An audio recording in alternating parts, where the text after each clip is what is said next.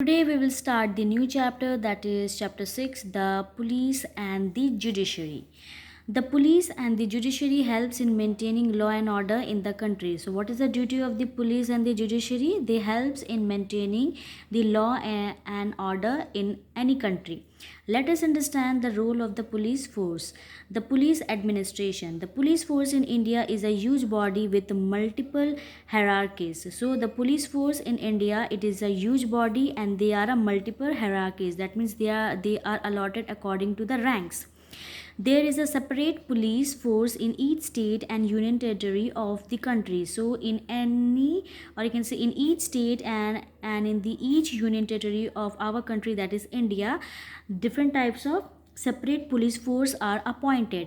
The Director General of Police, DGP, is the head of the police force in each state. So who is the head of police force in each state? That is the DGP, that is Director General of Police. The structure and working of the police of the state police force are governed by the Police Act of 1861. So the structure and the way of working of every state police force, it is governed by the act that is known as Police Act of 1861.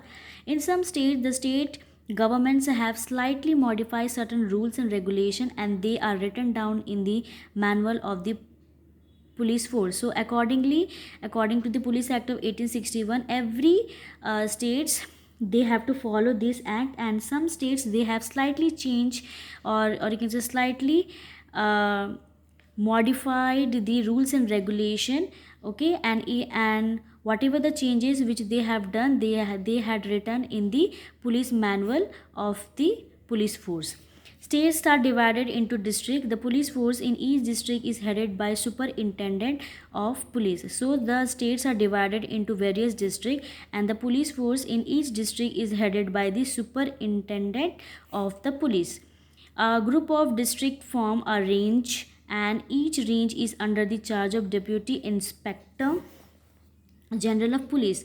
So all the you can say districts are grouped, or you can say they are form a range, and each range is under the head of the Deputy Inspector General of Police. In some states, two or more range form a zone, and each zone is under a Inspector General of Police. So after the district, each states or you can say yes, after the range, in some states there are two or more ranges which form a zone, and each zone is under the charge of Inspector General of Police.